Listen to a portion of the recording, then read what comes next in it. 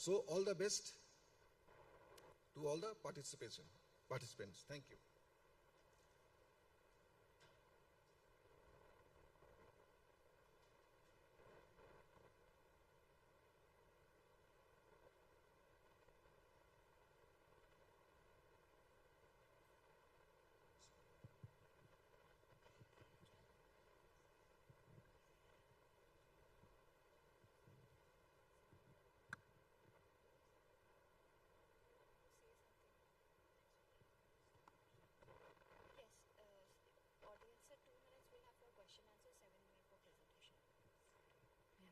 A very good morning to all our participants and our respected judges. Today we are here to commence 9th Clinicon 2025, and I would like to call upon the first participant, Dr. Hemant.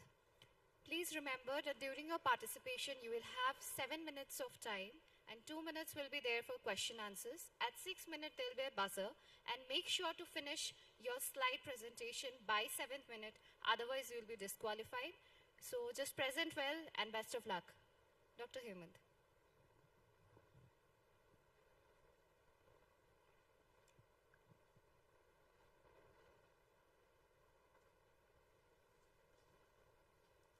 Good morning, respected judges. My topic of presentation.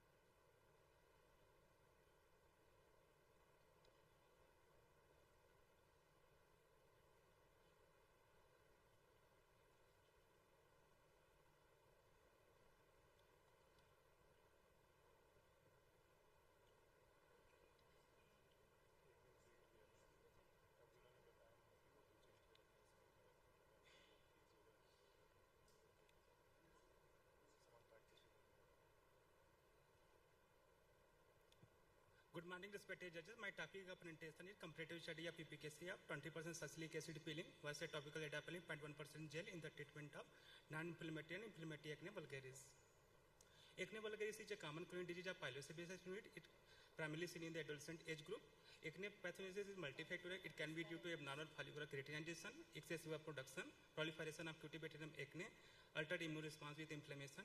It is characterized by the comedone, papules, pustules, nodules, cysts, and scars. There are two types of acne, non-inflammatory type of acne. In these lesions are comedones, which may be either closed comedones or open comedones. In inflammatory acne, lesions are papules, pustules, nodules, cystic. A wide range of therapeutic options are available, topical and systemic treatment. Chemical peeling method has been recently found to be effective for acne treatment. Acid promotes the shedding of epidermal cell, penetrate comedone and pores to prevent clogging. It neutralizes the bacteria. It has anti-inflammatory property. Adapalene modulates keratinization. It has anti-comedogenic and anti-inflammatory property. Aims and objective of our study was to compare the efficacy of 20% salicylic acid peeling and topical adapalene 0.1% gel in the treatment of acne vulgaris. This comparative clinical observation study was undertaken in the outpatient department of dermatology at Tertiary Care Center after taking approval from ethical committee. All the patients were informed about the nature of study and written informed consent was obtained.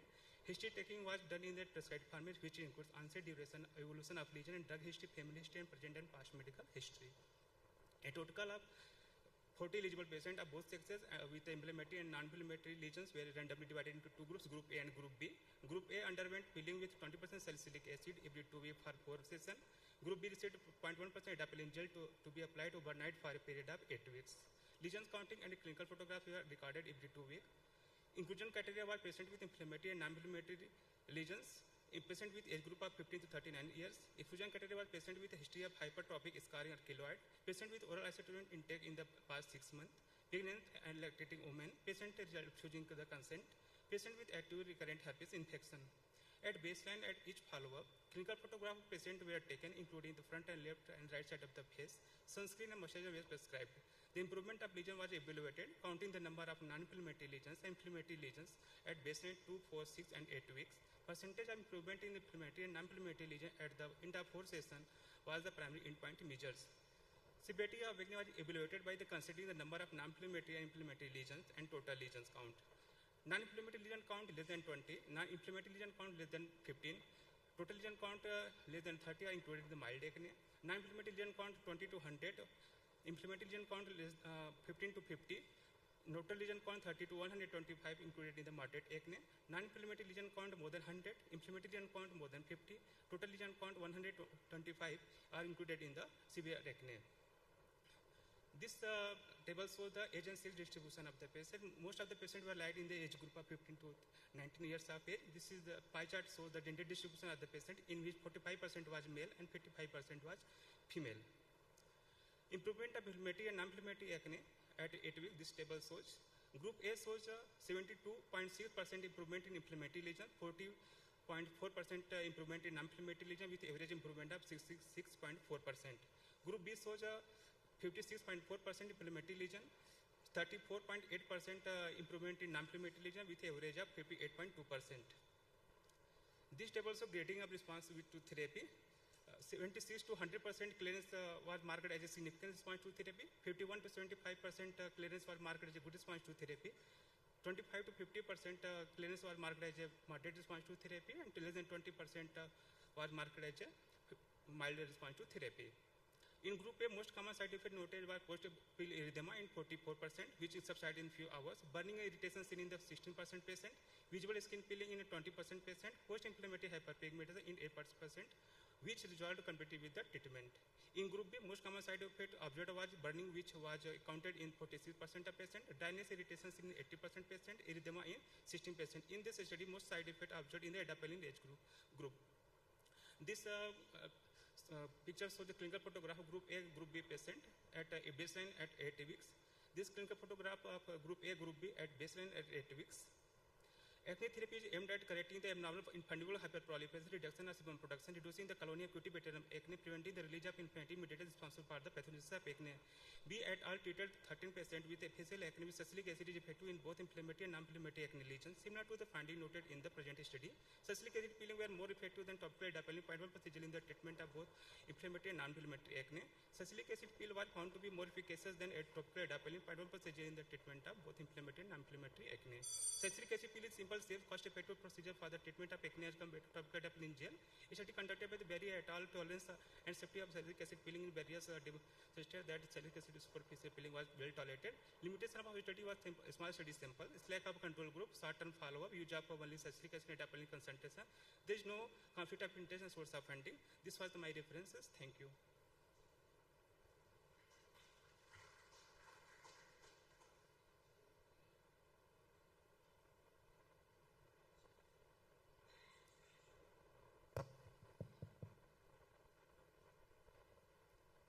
Just one question. How did you randomize into the two groups? What is the method of randomization? Or just alternately you took? When patient watch comes, but in comedones or papules or pustules. No, I am asking how did you randomize into the two groups? Ma'am, randomly. Sorry? Randomly. Random distribution. No, what I was asking was there are two groups, right? It is like a comparative randomized trial, right? Yeah. It is an RCT, right? So what was the method of randomization that you used? When you selected the patient for group A or for group B, how did you decide?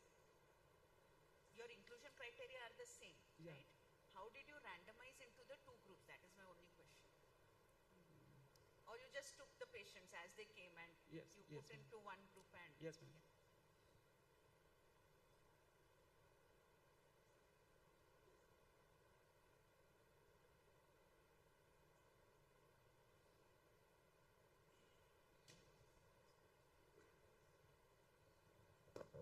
Just quickly, what is the rationale for adding sunscreen and moisturizer, standardized? Ma'am, as adapalene is the deterrent, it causes irritation in the sun exposure, photosensitivity, so I added moisturizer and sunscreen.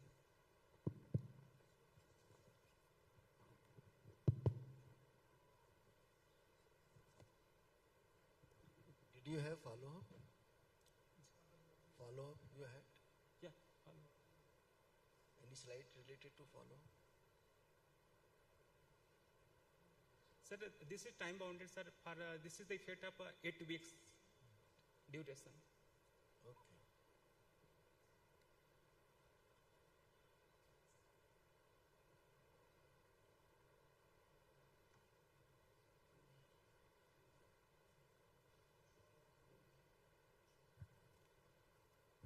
For the next, thank you.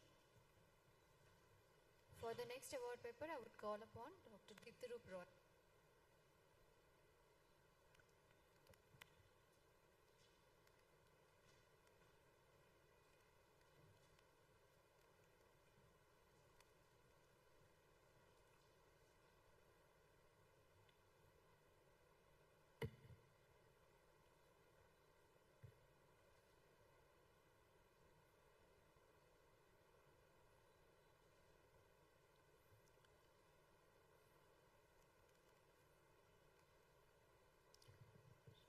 You may start.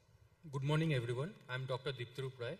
I will present an investigator-blind randomized control trial measuring the efficacy, safety, and tolerability of tofacitinib 2% ointment versus tacrolimus 0.1% ointment in localized stable vitiligo. Vitiligo is a common depigmenting disorder with reported prevalence in India between 0.25 and 4%. Management still remains a challenging task. Among various treatment options, topical calcineurin inhibitors are currently recommended as first-line topical treatment.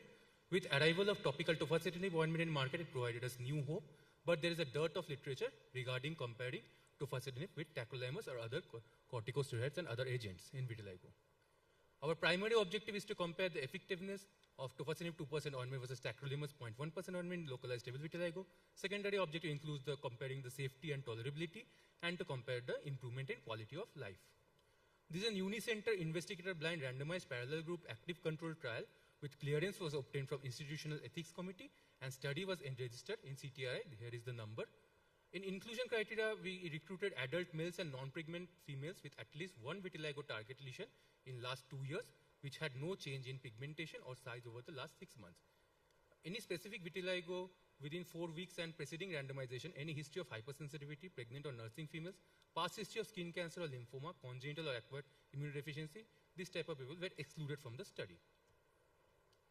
We had 2 visits. In screening visits, patients were diagnosed first clinically, then they were enrolled based on inclusion and exclusion criteria with written informed consent. A general physical examination was done and a baseline hematological investigation was done. In our baseline visit, patients were randomized using the SNOWS technique, digital photographs were taken, and dermatology life quality index DLQI score was administered and treatment regimen was provided. Now in follow-ups, we agreed 4 follow-up visits which scheduled at 4 weekly intervals. At each follow-up, effectiveness parameter and adverse effect were assessed. Among study medications, the Group A received tofacitinib 2% ointment to be applied twice daily, and Group B received tacrolimus 0.1% ointment to be applied twice daily. Effectiveness parameter was measured using vitiligo area severity index, VASI score. In our safety endpoint, those represent adverse effects. Monitoring was done using CDS-CO ADR monitoring form and WHO Upasala monitoring. Now in global assessment of safety and efficacy, at the end of treatment, patients as well as investigator assess according to Likert 5-point scale, poor, fair, good, very good, excellent. Compliance was assessed by using the daily diary provided to the patients. Quality of life was assessed using the DLQI score. Patient withdrawal, those who had severe and persistent erythema or burning sensation were withdrawn. Rescue medication, topical steroid was provided case-to-case basis based on the site of the lesion. Here is the sample size calculation. This is the formula. Randomization was done using computer-weighted software.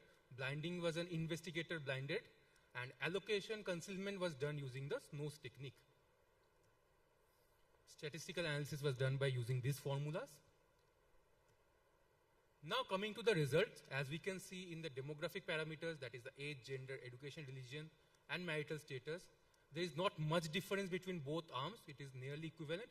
Now, so it shows that there was no biasness towards each group.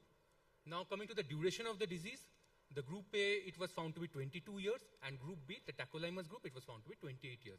But the difference is not statistically significant.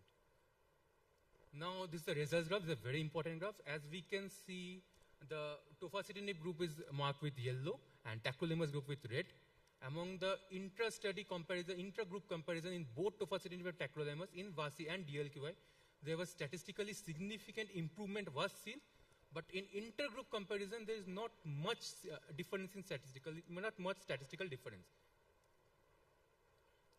Now, we will come to the results. And the percentage of depigmentation at 2nd month and 4th month, both had very good results. But as we can see in group A, that is tofacitinib group, there was improvement in much greater number of patients in the 2nd month, like in 10 patients, especially facial.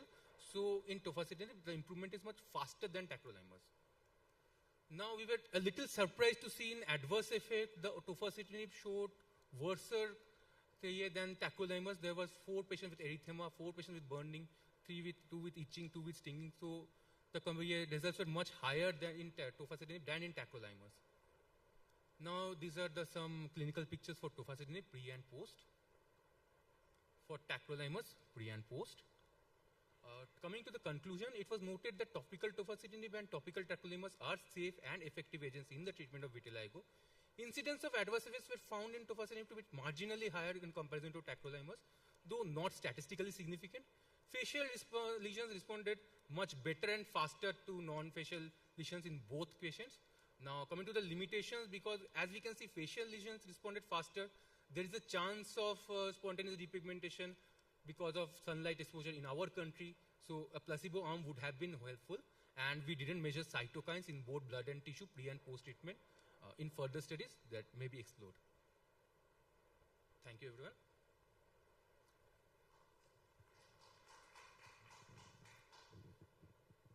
Anything about comorbidity associated with vitiligo? No, sir, it was...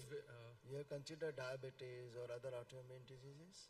Yes, sir, autoimmune diseases were excluded. It was in the exclusion criteria, but diabetes, they were not considered. Any other, like diabetes, hypertension, the common comorbidities were not considered. Not considered. They were stable vitiligo. As per your inclusion criteria, stable vitiligo. And any consideration about the site of lesion? Because sometimes spontaneous repigmentation takes place. Yeah, sir, that is our limitation, because it was seen that facial lesion responded much better than non-facial lesion like in chest area, but localized and stable vitiligo were seen, very few lesions were there. So only patients with very few lesions were taken. So facial lesions responded much better. So site is a factor, that is a limiting factor in our study. Okay. So if we had taken placebo, it would have been much better.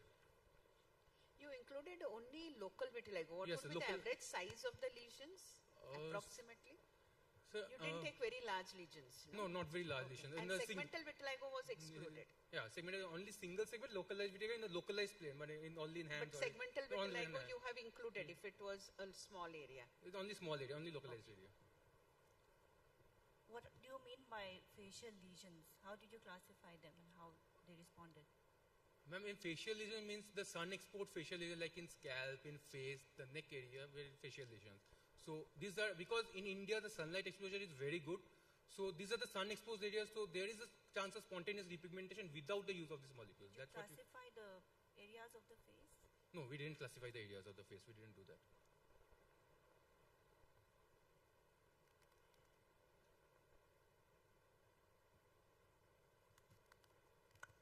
Okay, thank you. Thank you. Thank you, judges. Thank you, everyone. For the call upon the stage, Dr. Tabriz Alam.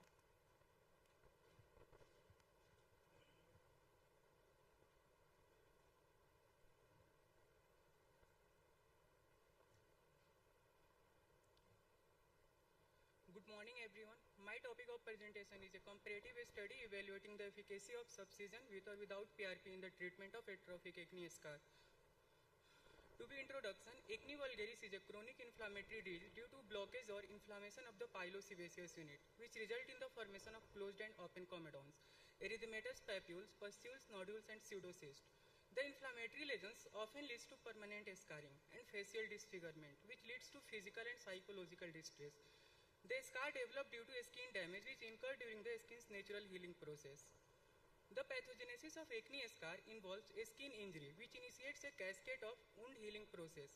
The wound healing process is divided into 3 stages, which are inflammation, granulation, tissue formation, and matrix remodeling. The extent of inflammation and damage to the tissue decides the size and depth of scar and thus its mode of treatment. The atrophic scars are subclassified into ice pick, rolling, and box scar scars. There are several therapeutic modalities are available for the treatment of atrophic acne scar, like microneedling, chemical pills, laser, microdermabrasion, punch technique, intense pulse light therapy, subcision, and platelet-rich plasma therapy. The aim and objective of our study was to compare the efficacy and tolerability of subcision with and without PRP in the treatment of acne scar of grade 2 to 4. The material and methods used in our study were the study design were prospective interventional study and the study duration were 1 year. And the method of randomization was simple randomized. The sample size were 40 patients. The study was carried out in the Department of Dermatology at Tertiary Care Center after taking approval from Ethical Committee.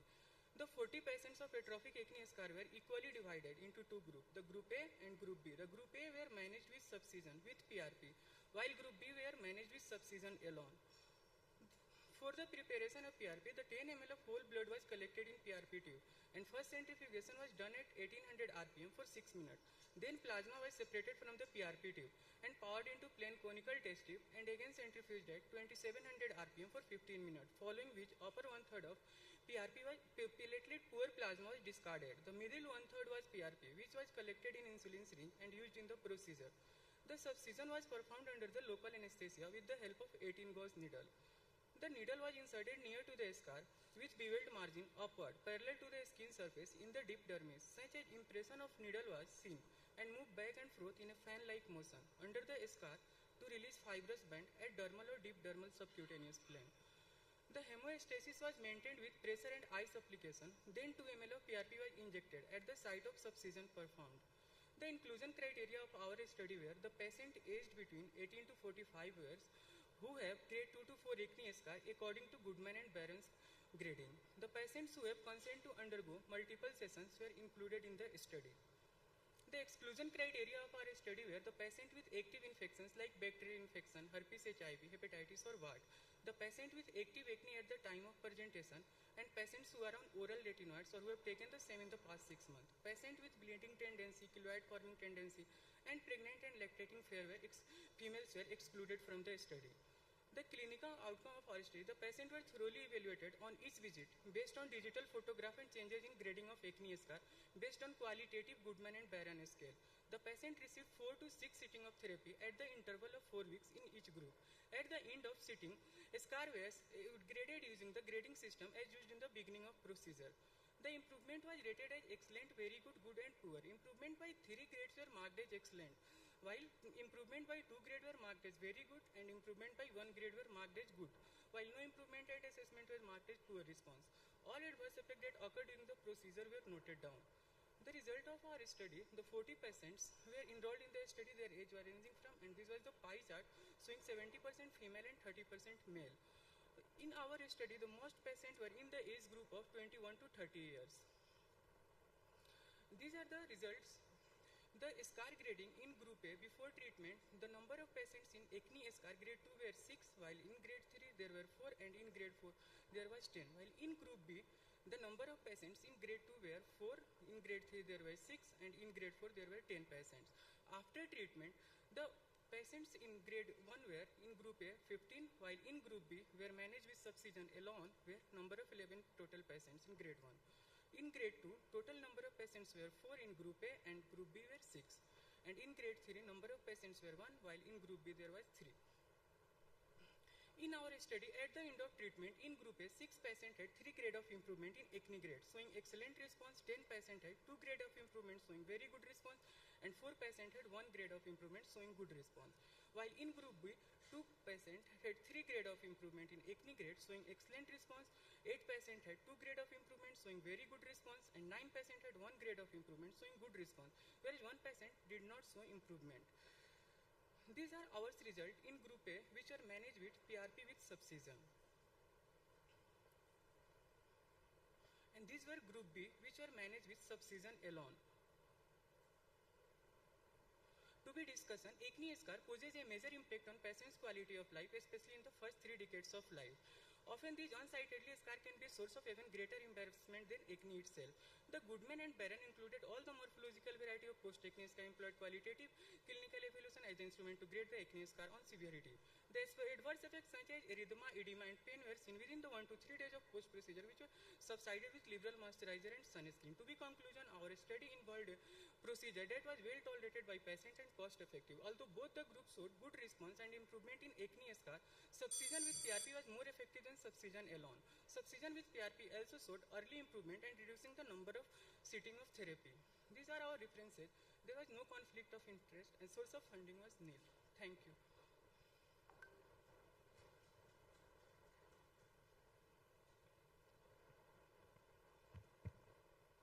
In such patients, would a split phase study would have been better in comparison because there are patient confounding factors also? Yes, ma'am. So did you consider doing that? Or was there any reason why you didn't do a Actually, split split phase phase study? study were better for comparative study, but we have chosen this. Why you preferred subcision, PRP, only subcision? Because PRP is a well-known fact, well-established treatment for the scarring. In my opinion, if a study could be PRP alone and subcision and PRP. Did this thing came in your mind? So just to see the result of PRP, whether it work or just it is a hype. So we should have to compare the PRP with subcision versus subcision because we know that subcision works well. So PRP with subcision versus subcision, just we want to see the whether it really works or just is a hype. So and there was good result after adding the PRP with subcision. What was the method of injection of PRP? Ma'am, intradermal. Intradermal, how multiple pricks? How did you do it? 4 unit, 1 centimeter apart. In every 4 units? 1 centimeter apart.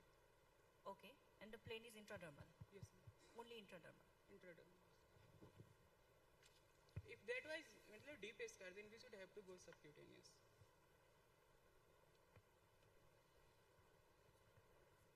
Was observer same every time or it was different? Yes, sorry, sir. For taking results, observer was the same or every time it was different? No, sir, same. It was same. Yes.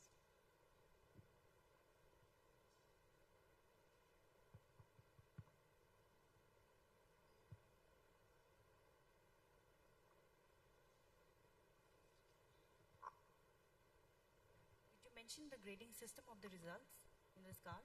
Yes, ma'am. Goodman and Byron grading scale. No, I didn't mention that one, but it's really the slides are going to be more. But the slides didn't, yeah. Yes, ma'am.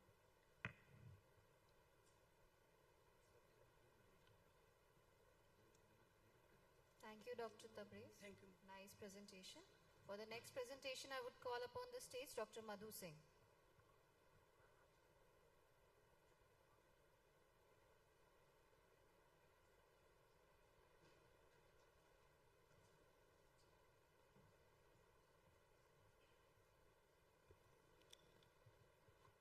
Good morning, everyone. The title of my award paper is Effectiveness and Safety of Topical Autologous Platelet-Rich Fibrin Membrane with Total Cast versus Perilesional Injectable Autologous Platelet-Rich Plasma Therapy with Total Cast in Trophic Ulcer due to leprosy. As we all know, leprosy causes trophic ulcer that is non-healing in nature and it causes a varied impact in patient's life. Firstly, being non-healing nature. Secondly, being increasing the morbidity of the patient. Thirdly, affecting the mental well-being of the patient and decreasing the quality of the life of the patient. Also, trophic ulcer is usually formed over the part of the body that exerts maximum pressure and also associated with loss of sensation. With the vision of 90% reduction of grade 2 disability in global leprosy strategy by 2030, management of trophic ulcer has become a priority. With this, we came up with a novel approach based on platelet. In this, we have two categories, autologous platelet-rich plasma and autologous platelet-rich fibrin membrane. These two provide us the better healing of trophic ulcer caused by leprosy. Platelet not only provide growth factor, but also provide us insulin-like growth factor and VGEF.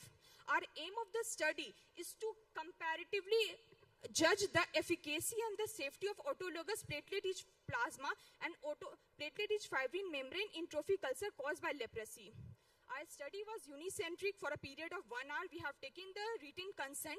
In inclusion criteria, we have added all the clinically diagnosed patient with leprosy of grade 2 disability, single trophic ulcer with weight with area less than 40 centimeter, age more or equal to 18 years, and provided written consent taken from them. We have excluded all our patients that have diabetes mellitus, peripheral vascular disease, having immunocompression or on steroid therapy, active infection, and or pregnant and lactating female. We judge our outcome on the basis of reduction of the surface area and also the proportion of the ulcer healing, time to heal adverse event. Routine investigation was done at the baseline and at the end of the active treatment. Quality of the life of the patient was validated by the Dermatological Life Quality Index. For visits and follow-up, we firstly randomize our patient at the baseline, and for the next 3 visits, 2 weeks apart, we give active treatment. And in the next 2 visits, we just follow up our patient, and DLQY was assessed at the baseline, at the 3rd visit, and at the last visit. For PRP preparation and inoculation, we just collect the 20 ml of the blood. We added 2 ml of sodium citrate. We use manual double spin method. In first centrifugation for done 1600 for 10 minutes. So we just separated the plasma, buffy coat, upper layer, and in centrifugation, which was done for the 4000 rotation per minute for 10 minutes.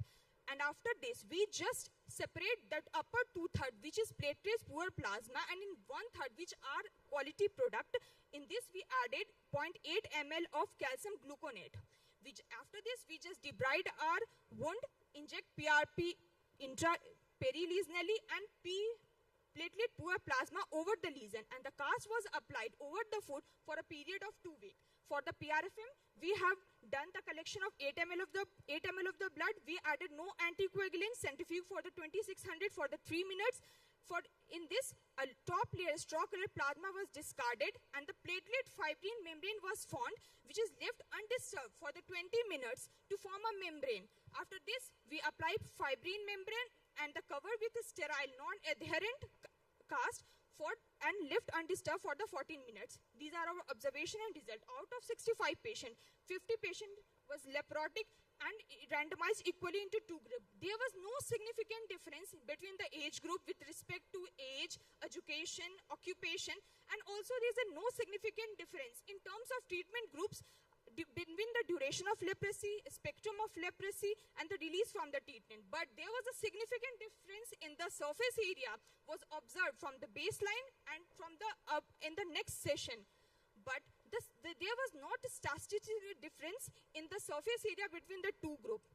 Completing healing was observed 6 in group A and 3 in group B. Significant decline in DLQI was from the baseline to the 6 week, that is third follow-up and the last follow-up. Here are the pictures we present with the improvement of the ulcer in terms of surface area in group A and group B. In the discussion part, we have both PRP and the PRFM are effective in reducing the surface area of the ulcer. But the good thing about PRFM is it uses fewer resources. It took less time, less blood, fewer materials as compared to PRP therapy. Also, patients in the both groups have shown very least amount of adverse effect, cost effective and feasible. PRP is not less than PRFM. Thank you.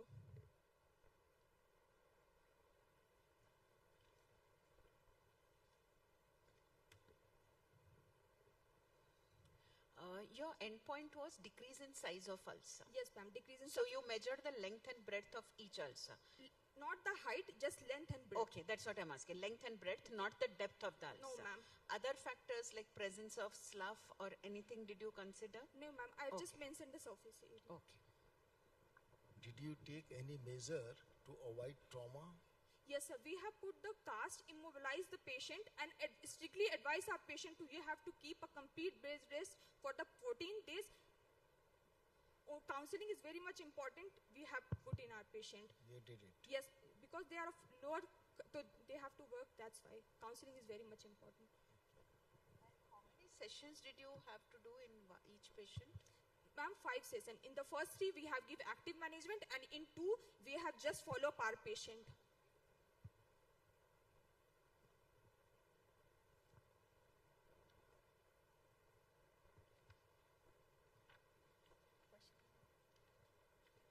Thank you. Any post-procedure care?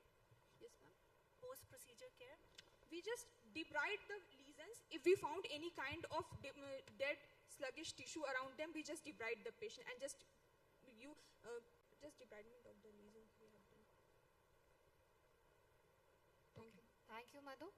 For the next, I would call upon the stage Dr. Nisha.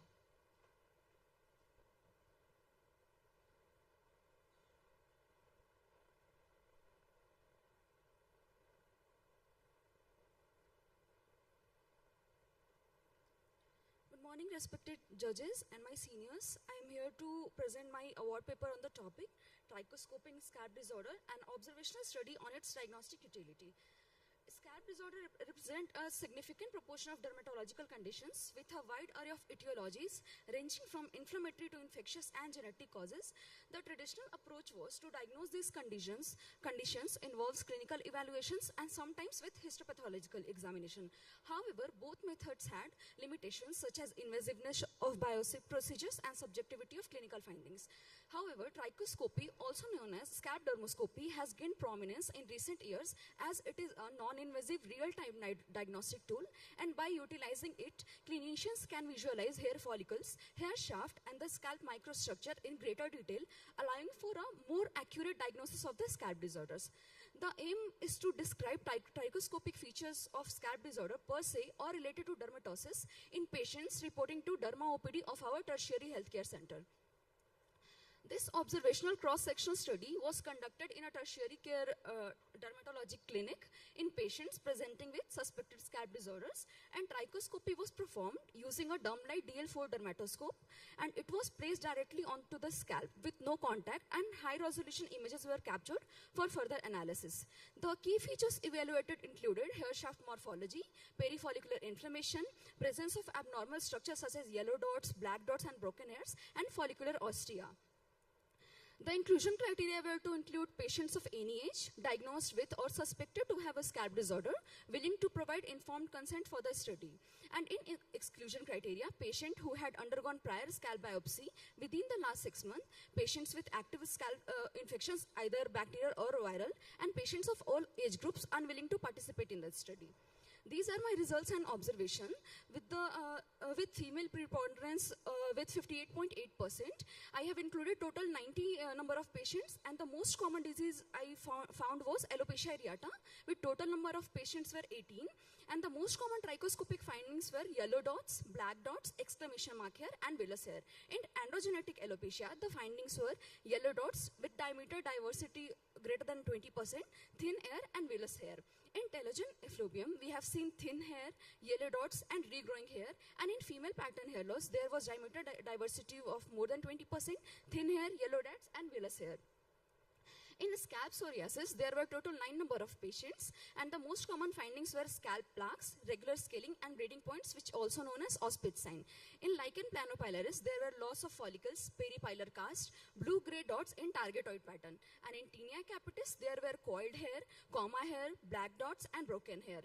In discoid lupus erythematosus, we found loss of follicles, arborizing red loops, peripilar erythema, and follicular plugging. And in patients with trichotillomania, there were broken hairs, follicular hemorrhage, and black dots. These are some trichoscopic pictures of alopecia areata, in which we can see in the first slide there were exclamation mark hair, black dots, and the second picture shows yellow dots. In androgenetic alopecia, there was numerous vellus hair and thinning of terminal hair. And in female pattern hair loss, there was multiple vellus hair, yellow dots, and thinning of terminal hair. In telogen effluvium, there were decreased hair density with absence of hair shaft diameter variations, and presence of only terminal hair was seen. In trichotillomania, there were coiled hair, black dots, perifollicular hemorrhages, and also there were broken hair at different lengths with perifollicular hemorrhages. In cicatricial alopecia, like lichen planopilaris, there were peripilar cast with targetoid pattern of blue-gray dots. And in discoid lupus erythematosus, trichoscopy showed arborizing blood vessels running around and on the follicle with hair cast. In infective disorders like tinea capitis, I have seen multiple black dots, broken hair, and in scalp psoriasis, trichoscopy showed silver-white scaling and glomerular vessels or twisted red lobes. Trichoscopy has revolutionized the diagnostic approach to scalp disorders by offering a non-invasive, detailed examination of the scalp, and our study explored the role of trichoscopy in diagnosing various types of alopecia and found findings consistent with previous literature like black dots, yellow dots, short vellus hair as a key feature in alopecia areata, which we have also seen in our patient, and in androgenetic alopecia, yellow dots and hair shaft diameter diversity were noted. In trichotillomania and tinea capitis, they have also showed classic trichoscopic findings, while features of LPP and DLE largely match those described by previous literature. Trichoscopy have aided diagnosis in 90% of unclear cases, reaffirming its diagnostic utility, and the non-invasive nature of trichoscopy combined with its high diagnostic accuracy also makes it an ideal tool for monitoring disease progression and treatment response, which is particularly valuable in chronic scalp conditions. The conclusion of my study is, this observational study underscores the diagnostic utility of trichoscope in a wide range of scalp disorder. With its high sensitivity and specificity, it serves as a reliable, cost-effective, and non-invasive tool that can enhance clinical decision-making and improve patients' outcome in dermatology. Further longitudinal studies are warranted to assess its role in treatment monitoring and long-term disease management. These are my references. Thank you. Did you find contradictory results? Whatever findings you are mentioning in alopecia areata, a clinically looking alopecia areata coming out to be cicatricial alopecia caused by lichen planopilaris, you had some sort of any sort of discrepancy, clinical and trichoscopic? Sir, no, sir. Mostly I found alopecia areata, there were multiple yellow dots, black dots, and in patients like LPP, there were peripilar cast, and sir, arborizing blood vessels were seen. Sir, No, not so. No, my question is totally different. Clinically looking like alopecia areata, but trichoscopic findings coming out to be lichen planus. You had some sort of observation in your study? Because it is an observational study. Yes, sir. And on the trichoscopy, significance of trichoscopy only when there is some finding in trichoscopy and some difference as far as clinical finding, clinical diagnosis is concerned. Sir, no, Did sir, you have any contradiction? Sir, I did not find any. You did not find. So your clinical diagnosis was all clinical diagnosis were correlated with your trichoscopic finding. Anything special which we have done in this study? No, sir, to prevent like invasive procedure, we did a trichoscopy to confirm our diagnosis. No. Suppose you are observing a case as alopecia areata, Yes, sir. and findings of trichoscopy are coming as trichotillomania. Yes, sir. You had such type of contradiction in your clinical diagnosis and trichoscopic diagnosis. Sir, I have only encountered 3 patients of trichotillomania, and it was like clinical diagnosis. So No, this is only confirmation. Yes. Whatever you have observation as a clinical finding, they were just confirmed by trichoscopy. yes. You had a patient of psoriasis also, you showed one. Yes, yes, ma'am, scalp Okay, psoriasis. classical finding in psoriasis is generally a regularly placed globules. Yours was showing a little different, if I'm not mistaken. It was a little diffuse erythema Yes, ma'am, yes, probably, because that is not the classical feature of Yes, ma'am. psoriasis. Just your studies only of clinical and trichoscopic evaluation. So in all these patients, you did not have to do biopsy? No, ma'am, not You in did all not do a patients. biopsy for No, no. diagnosis. Okay.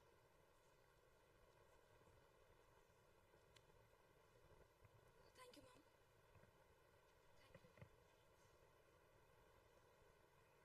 For the next presentation, I would call upon the stage Dr. Payal.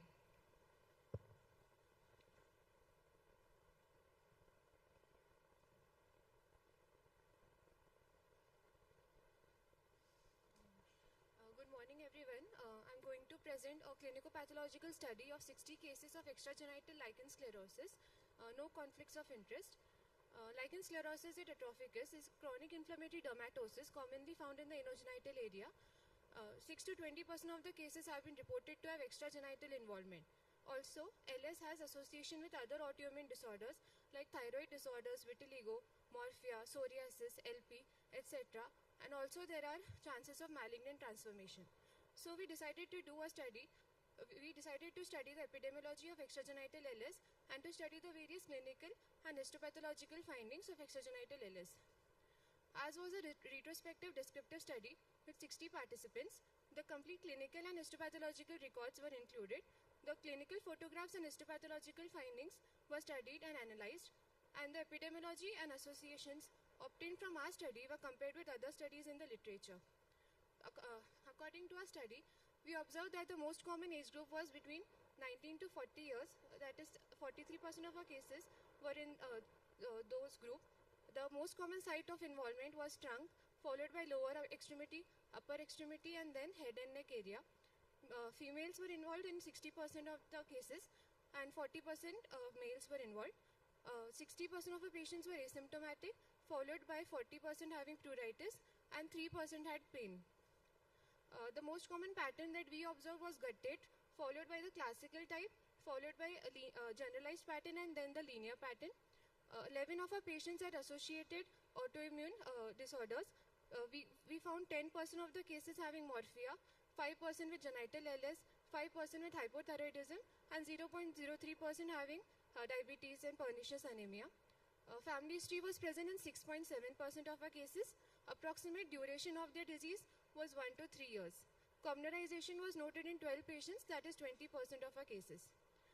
So these were the clinical findings. Here we could see 33 patients were having these guttate, atrophic, clustered papules present over the trunk. Similarly, 33 patients with the classical plaque-type lesions, where in the later stage we could also notice the comedo-like plugs. 10% of our patients were having linear pattern, which is rarely reported in the literature, and among them we had 6 patients and 50% of them were children. We had generalized involvement also seen in 10% of 10 patients where there were symmetrically distributed atrophic plaques. There were lesions with having morphea-like morphology in 4 of our patients. Also, vitiligo-like depigmented lesions were seen with no sclerosis on palpation, but on biopsy they were suggestive of LS. Facial lesions were also seen in 2 patients, which is rarely reported in the literature. We had 10% of our cases having morphea coexisting with LS at different sites. So the yellow circles are biopsy-proven morphea, whereas the hypopigmented lesions were LS. Coming to the histopathological findings, the epidermal finding, most commonly we observed there was hyperkeratosis, followed by atrophy of the epidermis, flattening of rete ridges, vacuolar interface, follicular plugging, and basement membrane thickening. In the dermis, most common finding we saw was homogenization of collagen with lymphocytic and histiocytic infiltrate, more common in the perivascular area than the band-like form. So in the early and intermediate stages, we had hyperkeratosis and epidermal atrophy, follicular plugging, band of hyalinization, and band of lymphocytic infiltrate. Also, few dilated vessels could be seen in some cases. In the later stages, we saw epidermal atrophy, loss of rete ridges, upper dermal sclerosis, sparse inflammatory infiltrate, and a few short cleft formation. So we had a male to female ratio similar to that seen in genital LS, that is more of female involvement. 20% of our cases were less than 18-year-old. Clinical symptoms, 60% were almost asymptomatic. Most common association was morphea followed by genital LS, as compared to the literature showing genital LS is more commonly associated with extragenital involvement. And the most common site was trunk followed by lower extremity, and most common pattern was the localized pattern. So extragenital LS usually presents as asymptomatic white opalescent interfollicular papules that will cluster together to form plaques which slowly progress over time to form a wrinkled surface, mainly involving the upper trunk, neck, and the shoulders. Frequently, it could be associated with purpura and hemorrhagic spots. There are different classifications given depending on the extent, location, lesional morphology, and the pattern. When we compared our cases with the cases in the literature, the age group and the gender involvement was the same. The prevalence of generalized guttate and linear forms was not obtained, as there were only case reports reported. And localized form in the literature was around 2.5%, whereas ours had 30% or 30% of our cases. Associations, genital LS is more commonly involved in the literature, whereas in ours we observe morphia was a common association seen in 10% of our cases. Also, we had a case of oral LS with extragenital involvement, whereas in the literature we have 20 cases of oral involvement which are usually associated with the genital involvement, but our case did not have any genital lesions. Comparing the histopathology of genital LS with extragenital LS, the findings are almost similar, but the tendency to go for erosions and SCC risk is more seen with genital LS as compared to extragenital forms. There were two similar studies comparing the clinical and histopathology, which was by foreign authors, that is Neo et al. And Larry et al. We found that the findings were almost similar, but the basement membrane thickening was more commonly observed in our study, that is 23% of our cases, as compared to 3% of the cases in Neo et al. Study done in 41 patients. So, extragenital LS usually presents as depigmented or atrophic patches and plaques, which is often ignored due to its asymptomatic nature. We need to differentiate it from vitiligo, hypopigmented MF, morphia, DLE, LP, GVHD, depending on the stage of the disease, which we can do it by doing the histopathology. Also, there are case reports of possible malignant transformation, so we need to diagnose it at earlier stages. As was a retrospective study, so detailed workup is not possible. In future, we could go for prospective studies to investigate a higher number of patients and classify them depending upon the stage of the disease. Also, we could go for special stains like elastin stain to further confirm the diagnosis of LS in extragenital involvement. These are my references. Thank you.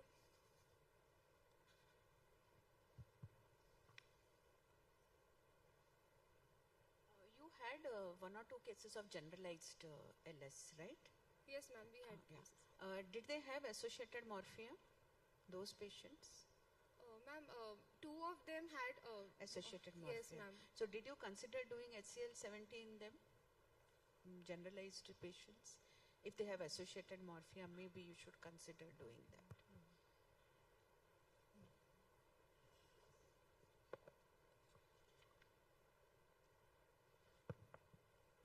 What were the limitations of your study? Ma'am, it was a 3-year retrospective study. So the patients were like, we had the clinical photos and the histopathology, which were compared at the last. So we didn't have the patient in hand. Insulin resistance, we can do this OGTT and lipid profile. So how will you treat your cases? So these are the, what you call a buffet of treatments. So I'll show you the case scenarios. These are the treatments. Minoxidil, as you all know, is a drug of choice, 5% for FPHL. Apart from that, there are peptides, combinations. In systemic, there is oral minoxidil. Many studies are coming up on that. Oral finasteride and these anti-androgens are helpful in hormonal. And there are also nutraceuticals. We also commonly prescribe. So I'll give you 3 scenarios. So how will you treat each? First one is a case of, probable case of CT, then FPHL, and there is a overlap. So how will you approach this case treatment-wise? Before starting treatment, Yes, sir. we have to have a discussion with the patient. Yes, sir. And definitely. we have to counsel patient about the expectation. Yes, sir. Definitely. Because if there is a chronic hair loss since last 1 year, 2 years, the hair density has gone very low. So we have to curtail down the expectation of the patient, and we have to very clearly say, because you have got a severe hair loss since long of the patient, and no doubt the mainstay of treatment is minoxidil. Yes, sir. Definitely. Because there are certain articles I have come across, people are discouraging minoxidil, but I tell audience, minoxidil is the best medicine available for any sort of hair loss. For CT and both, you Yeah, use regularly. minoxidil Yes, is to sir. be given. Sir, which percentage, sir, you use? I start with the 5%. Yes, sir. In the female, one should not go beyond 5%. Yes, sir. And then 5%, we just, if we get the speed of hair follicle, hair loss becomes slow, then we can switch on to 3% or 2%. Okay, But definitely. we should not go beyond 5%. Yes, And sir. that has to be given hardly for a month or two, and then you have to cut down. And then beside this topical medicine, oral medicine, I think we will discuss later on. The oral also here only. Here You- only. You can And give in what? oral medicine, Because iron deficiency, as I told you in the past, iron deficiency we have to Role of replace with- nutraceuticals and iron deficiency obviously will treat. Another thing which I have observed in my clinical practice, I am very successful in such type of diseases with vitamin E. Okay. Vitamin E being an antioxidant, anti-stress, it is a wonderful medicine which I always add in hair losses. Then another experience which I have observed, which is there in my life, because most of the hair loss if are there for long period and it is replaced by the fibrosis, and there will be loss of hair follicles. So I add zinc also. Zinc definitely helps us in progression of the disease. Yes, sir. So these are the four mainstay of the treatment: minoxidil, iron, vitamin E, and zinc. Okay. Any other these are the nutraceuticals you use. But mostly. iron, because iron preparation doesn't come alone. Yes, it sir. also comes in combination. Various things are there in most of the iron preparation, like they contain a small amount of copper, a small amount of, it contains sometimes folic acid also. So Yeah. most of the nutrition they are covered with the iron supplementation. Okay. Thank you, sir.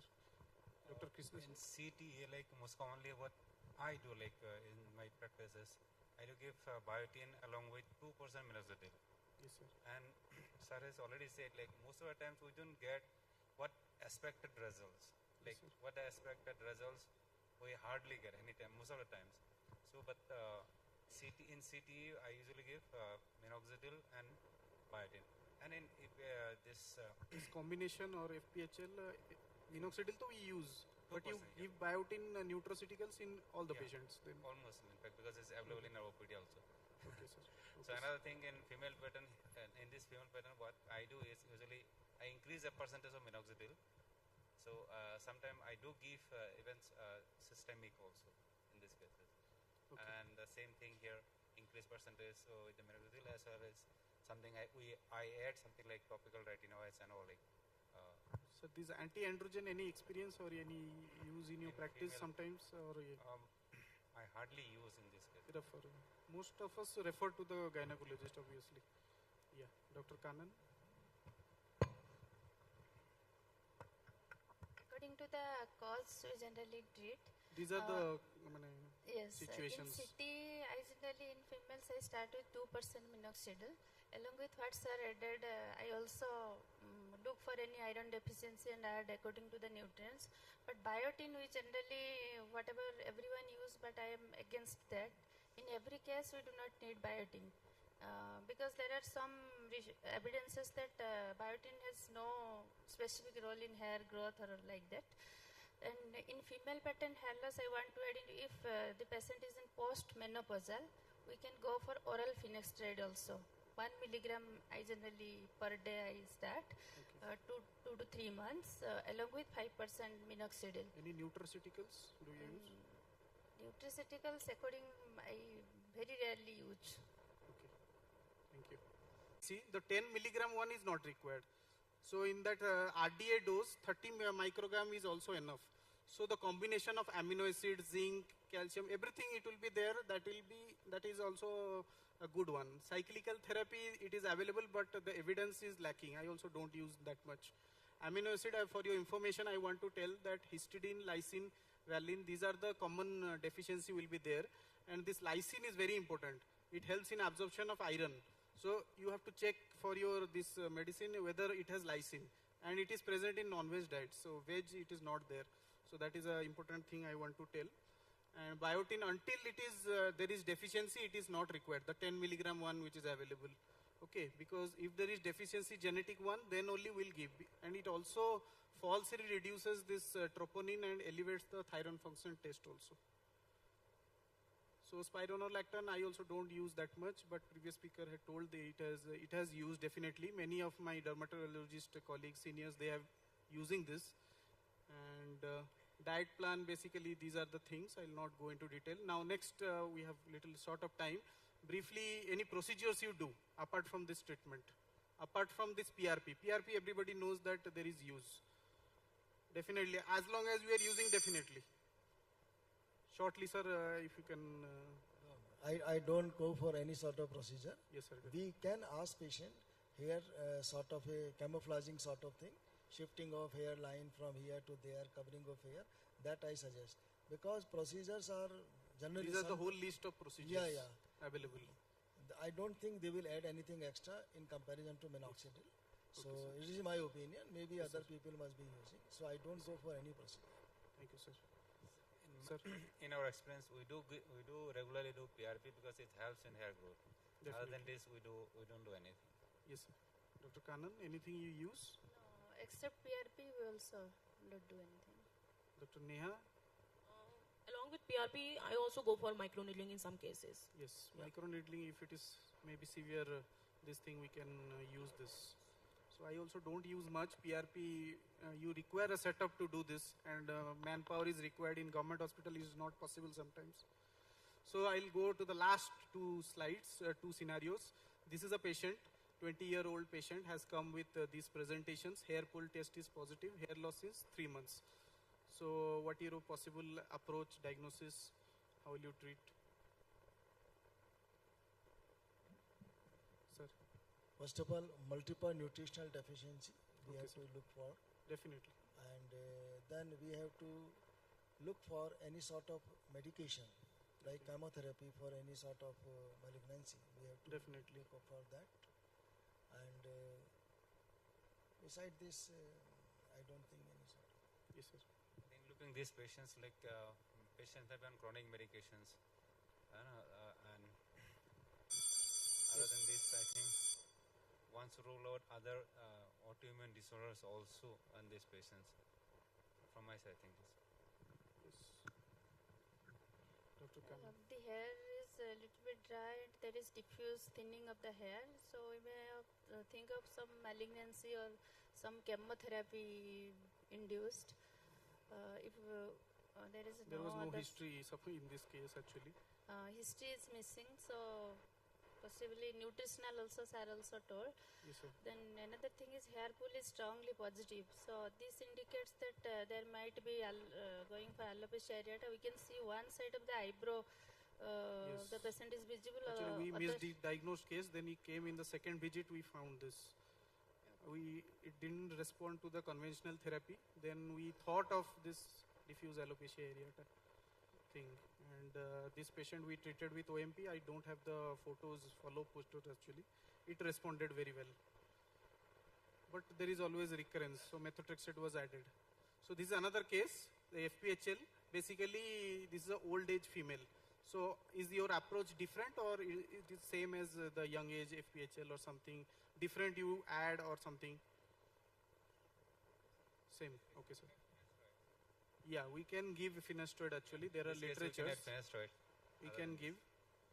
Any dosing, sir, you prefer? I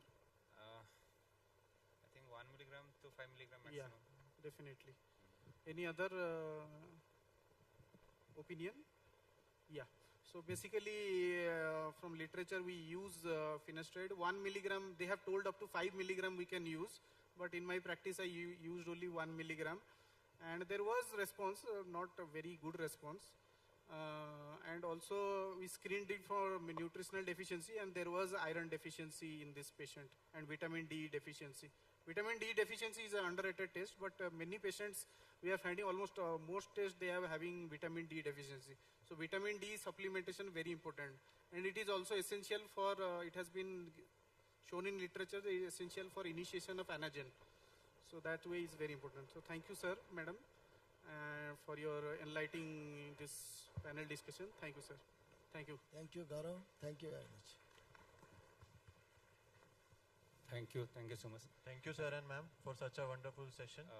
Now, requesting you to please collect your moment. I have one important announcement. Like Delhi, as a team, we are again preparing to beat Damaghan 2028. Just to close the last year's marginal loss of things. So this year, our team will be led by Dr. Kaushal Verma. He is the Dean of AIMS. So we are preparing to bid again. So if we bid, if we enroll, please support us. Thank you.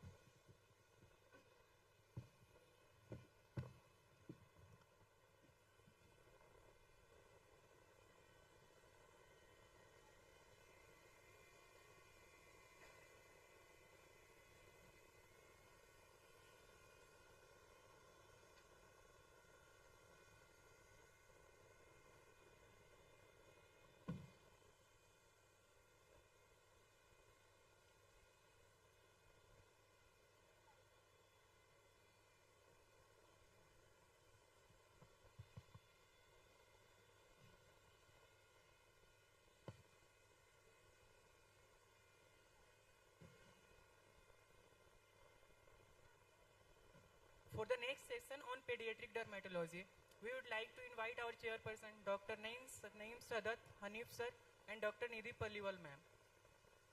Kindly, sir and ma'am, please come on dais.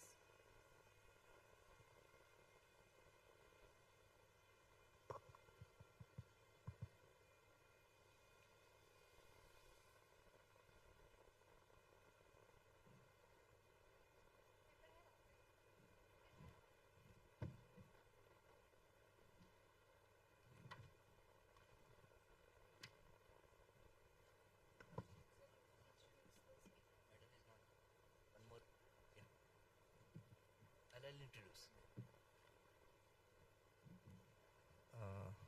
Good morning, everyone. I think my co-chairperson is yet to come, so I will take the privilege of introducing the next speaker, Dr. Maitreyi Panda, madam, my close friend. Please welcome. She is going to deliver a talk on secular. So this is a scanner view. Anybody could comment on this?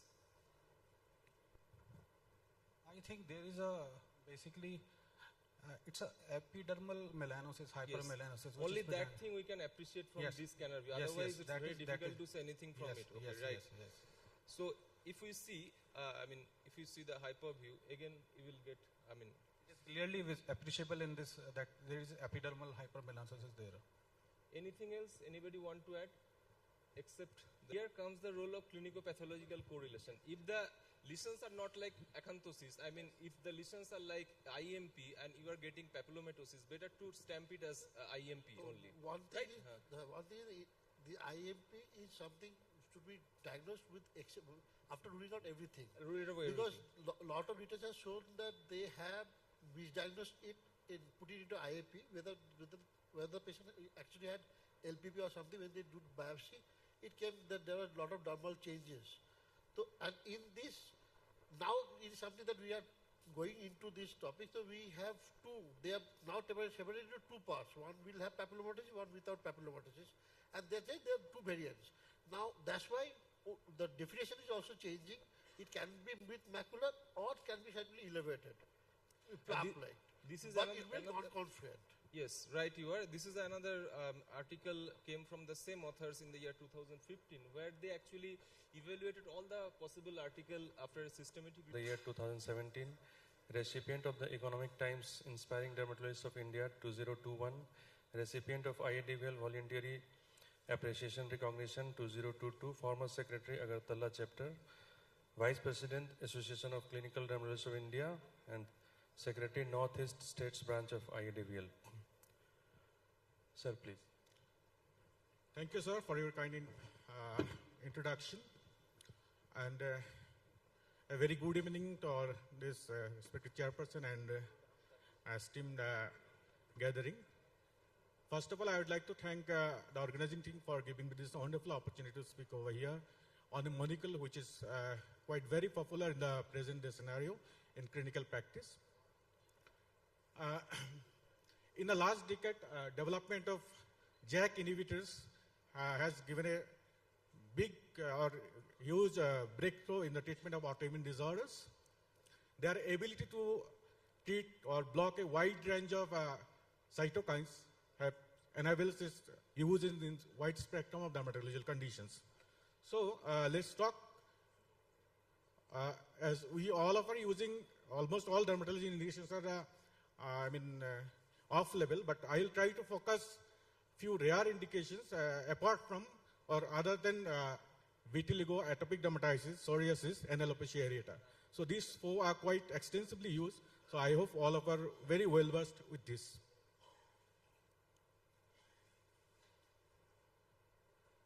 So as I said, it's very popular. Just to introduce, JAK states pathway is an intracellular cascading, the signaling cascade, that's modular gene expression in response to cytokines, and they always works in pairs, JAK and the states, and dysregulation of JAK state pathways is inhibited in many autoimmune and inflammatory disorders. So broadly, as you know, this works by inhibiting phosphorylation of the JAK proteins, which leads to inhibition of the phosphorylation of JAK state pathway, and finally downstream production of the inflammatory cytokines and thus dysregulated the normal pathway. So this is the ever-ending expanding this list of JAK inhibitors. Tofacitinib is primarily JAK3, 1 and 3, and also it is called pan-JAK inhibitor, that is has the ability to block tyrosinase 2 and as well as JAK2 inhibitors. Although it's primarily FDA approved for psoriasis and psoriatic arthritis, all the dermatology indications are more or less off-label, as I said. And over the years, in the past decades, it's gaining a huge popularity, as I was saying, owing to its non-inferior or superior to gold standards, also a short half-life, multiple cytokine blocking capacity, and also generic potential as well as multiple indications. So that's why it is gaining a huge popularity over the past decade. So well, to say something in short, tofacitinib primarily blocks the dendritic cells, CD4 cells, such as Th1 and Th17, and also the activated B cells. So conventionally, tofacitinib in almost all dermatological conditions is prescribed over generally 5 milligram BD, but in certain instances, you may increment the dose 10 to 25 twice daily with strict observation. Well, I'll focus or try to light spotlight over some rare indication. As I said, these are dermatomyositis. So patient may have cardiac arrhythmia, congestive cardiac failure, coronary artery disease. In systemic sclerosis also, there is conduction abnormality and diastolic dysfunction or heart failure are evident. Sarcoidosis may also present with arrhythmia and cardiomyopathy and heart failure. In case of rheumatoid arthritis, in our study also we have shown that there is increased incidence of pericarditis, valvulitis and myocarditis. In case of reactive arthritis, patient may have dilatation of the aortic root and ascending aorta, along with the discharge, the characteristic lesions of keratoderma blenorogica and sarcinate balanitis. In relapsing polychondritis, you may get a saddle nose deformity along with perichondritis. Patient may have hoarse voice, there may be redness of eyes, there may be joint pain, particularly over the knees. Along with the patient have aortic insufficiency, particularly aortic root dilatation is very important. Coming to inflammatory disorder, as you all know that psoriasis is a systemic disease, there is increased risk of myocardial infarction. In case of Dress syndrome, you can often get myocarditis. In case of Kawasaki, along with the typical strawberry tongue and discommission, stomatitis, redness of the eyes, lymphadenopathy, you can get coronary artery aneurysm, coronary arteritis, and valvular abnormality. In erythroderma, you can get high output cardiac failure. In vasculitis, there is increased incidence of coronary artery disease. Livedo racemosa is often a marker of... It's called an act of commission. You are not to declare the status of the HIV patient on an open document. It has to be kept secret and be conveyed only to the patient himself. Another process which is lacking and which has not been taught to residents of dermatology is taking consent. Taking consent has to be taken from the patient on whom the procedure is to be conducted and not from the mother or the child or the son or the relative of the person on whom the procedure is to be done. Therefore, please change these habits where we are directly confronting the law and which is leading to a lot of disarray in the medical system. I think continuing for another 5 minutes, it would be better if I would opt for some questions from the audience which I could answer or which we could discuss, rather than repeating the legal portion once. So the residents have any questions about? None of you, all trained to face the world. Okay then, let me talk. Let me start the Ramcharitmanas once again.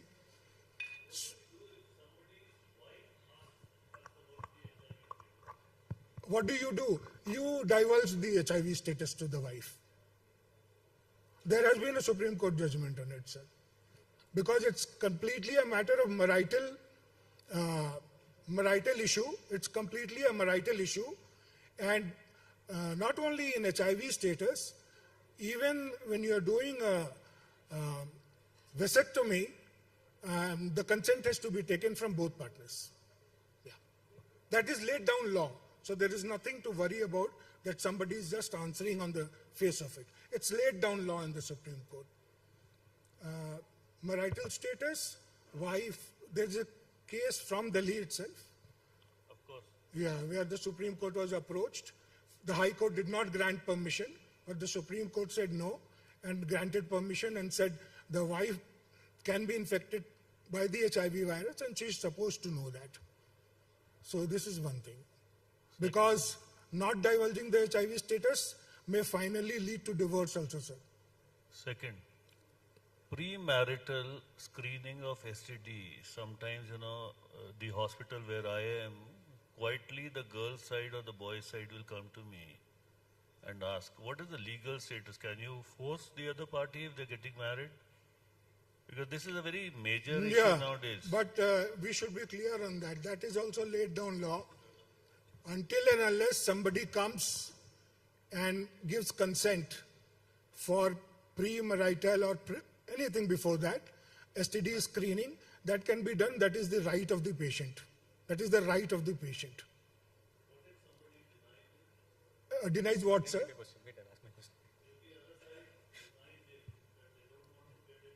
No, this is premarital.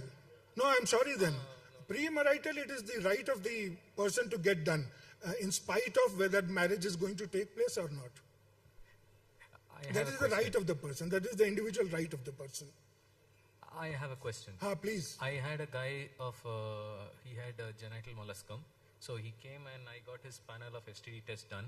Now, and then after his test, I treated him. Then 1 or 2 weeks later, he turned up with his live-in partner. Now he says that I have to recommend tests for his partner. Now his partner is not willing for the test. You will not do it. No, I didn't do it. You will not do it. There is the law forbids you to do that.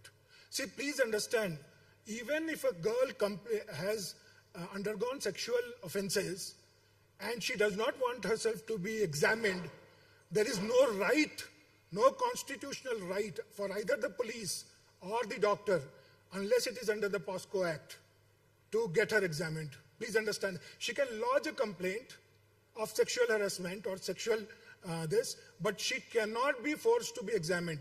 That is, and after... We are not paying heed to it. We are acting, we are dancing till the last. I'm posing here. Antibiotic resistance has caused newer drugs are required which are not coming. A staggering 75% decrease in systemic antibacterial drugs approved by the FDA. The FDA is constipated. It is not, no new antibiotic is coming out, and it costs billions of dollars to produce it, and a handful of pharma companies are even interested, in making an antibiotic. Just like antiviral, because of the fiasco of the alpha interferon which happened in the mid-70s and early 80s, that they discovered mutations happening and the companies went bankrupt. So making an antibiotic is not an easy job. What could be the reason? Prescribing practices. We doctors are guilty of it, We give it for more than 3 months. Antibiotic used by the patient. Our patients are law to themselves. They are self-taught doctors and they feel very, very annoyed the moment you tell them, "Ye kya hua bhaiya?" Hello?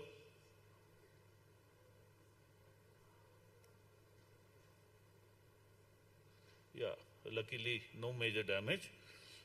So limited monitoring, we do not monitor how many months did a patient take the antibiotic, and community transmission in a overpopulated country like ours. This was a study carried on in Dharavi in Mumbai, wherein they saw that each one room house had about 6 or 7 people staying there. Unfortunate condition. ये क्या हो रहा है boss? Hello? मैं उठ के आ जाऊं? ये कौन? Somebody is changing it here. But we, who we are, it is like the Kipper the dog in front of the HMV gramophone. We are listening to the Western thought process without using any other thing. Oral antibiotics are recommended for moderate to moderately severe acne, and they can be used for 3 months is the normal mantra which is going on, and we are following it despite knowing the truth, despite being the major population, despite being one of the larger dermatological associations, we are following them. Lesions which are all familiar with: keratotic, atrophic, ulcerative, reticular, bullous, desquamative, and of course HCV is more common associated with ulcerative oral lichen planus. When you see a case of ulcerative oral lichen planus, you have to get a HCV test done. These are the clinical photographs. You can see the lacy pattern, then the bullous variety of lichen planus, desquamative gingivitis. These are all various types of oral lichen planus. One should always get HCV test done in such cases. Coming to lichen planus and autoimmune disorders. Autoimmune disorders, like, why they share a common occurrences. There are abnormal immune responses always known. Sometimes shared genetic factors are there between the autoimmune disorders and lichen planus. There is immune system dysregulation, and evidence is whenever the immunomodulatory drugs are used, both the conditions can be treated well. So like autoimmune thyroiditis, autoimmune hepatitis, they all respond well to the treatment, and lichen planus also improves. So the likely autoimmune disorders that one should always keep in mind is autoimmune hepatitis, autoimmune thyroiditis, SLE, diabetes, rheumatoid arthritis, dermatomyositis, and multiple sclerosis. In all these conditions, lichen planus can occur much more than in the general population. This is the evidence for that, one can see, and the p-value is also significant. Coming to diabetes, even in diabetes also, just like any other autoimmune disorders, lichen planus is a common condition, and that may be because of chronic inflammation, immune dysregulation, and microvascular changes that occur in both the conditions. And managing diabetes also, we have seen that lichen planus improves, and good glycemic control is always essential to control lichen planus as well. So this is evidence which shows that diabetes and lichen planus are associated with each other. Coming to metabolic syndrome, now we see increasingly that metabolic syndrome is associated with lichen planus. Chronic inflammation and immune dysregulation again are the same common factors. Many times drugs like statins can also induce lichen planus or lichenoid drug reactions. And improvement of both, and dyslipidemia is also quite common. So one has to again look for the lipid changes whenever there is a lichen planus which is not responding to the routine treatment. So this is the prevalence of dyslipidemia, diabetes mellitus, metabolic syndrome, and hypothyroidism, which are always found in patients in a group. We see that we can easily make out the number of... He presided Bihar IIDVL at several posts and was recipient of Lifetime Achievement Award, Bihar IIDVL. He served as a Treasurer National IIDVL for 4 years from 1998 to 2002. He was awarded Fellowship of Indian Academy of Dermatology and also proud recipient of Best Teacher Award of IIDVL in 2024. He is a recipient of Dr. Amar Kanja Amar Award in Aesthetica Asia. He is a life member of IIDVL, IAL, ACDI, ACSI, IASSTD, EADV, International Society of Dermatology. He has presented many papers in various UTCon, Dermazones, and Dermacons, and he is currently a member of Constitution Committee of IIDVL. He was Treasurer of National Conference of IIDVL, Dermacon in 2002 at Patna. He has been patron Bihar IIDVL for several years. He is one of the first members who initiated IIDVL activities in Bihar. He is also one of the founder ACDI member. At present, he is president of Association of Clinical Dermatologists of India, national body. His contribution in the field of dermatology are immense. We are blessed to have Dr. Professor P.K. Roy sir for this prestigious oration of Dr. Professor Amar Kanja Amar. Please, sir.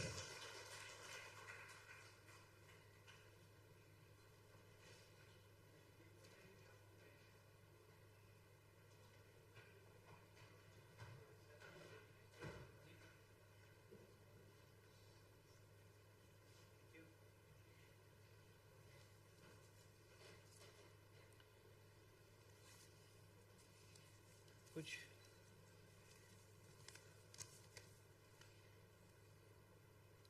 Good evening ladies and gentleman, नमस्कार। आज मुझे ये प्रेस्टिशियस oration मिला है doctor Amarkant अंबर के नाम से। Can you next slide please?